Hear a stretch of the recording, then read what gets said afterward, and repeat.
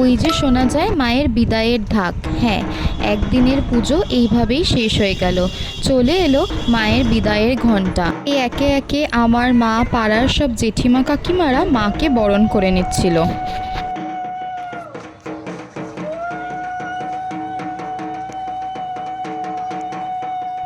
আর এখানে যাকে দেখছো এটা হলো সঞ্জয় দা, যার উদ্যোগে আমাদের পুজোটা এবারে বেশ ভালোভাবে হয়েছিল। যেরকম বিদায়ের সময় 2-3টে ঢাক হয়েছিল, ঘন্টার ব্যবস্থা, আর ট্রলি করেও মাকে নিয়ে যাওয়া হয়েছিল। অন্যবার ম্যাটেরো করে যায় যেমন মা এসেছিল, তবে এবারে বিদায়ের সময় ট্রলি করা হয়েছিল। আর বিশেষত্ব কী ছিল জানো? মেয়েরাই মাকে টেনে নিয়ে গেছিলো।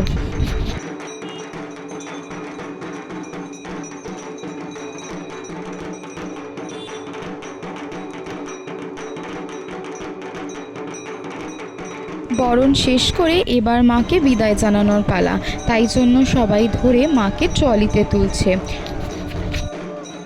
আবার মা আসতে 1 বছরের অপেক্ষা। তবে ভালো লাগা কি জানো, মায়ের এই বেদি আমরা সারা বছর পুজো করি, তাই মা সারা বছর এখানে বিরাজমান।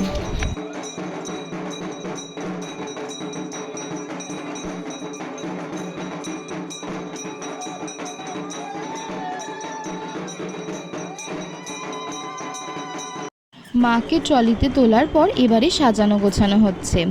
মায়ের আজকেও বেশ কয়েকটা মালা পরেছিল, আর প্রত্যেকটা মালা দেখতে খুবই সুন্দর, আর মাকে পরে তো খুবই সুন্দর লাগছিল।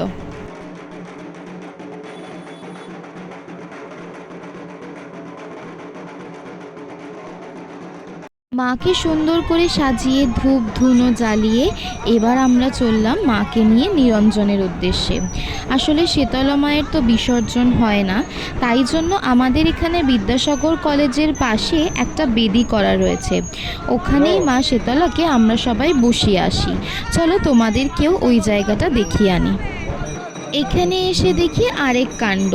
এখানে এত মায়ের মূর্তি রয়েছে, এত পুজো হয়েছে যে আমাদের ঠাকুর রাখার জায়গাই নেই। তবে ওই যে আগের ব্লগেও তোমাদের বলেছিলাম মায়ের ব্যবস্থা মাই করে নেয়, তাই জন্য আমাদের এখানে পাড়ার ছেলেরা মিলে সব জায়গাটা আগিয়ে পিছিয়ে করে সুন্দরভাবে মায়ের ব্যবস্থা করে দেয়।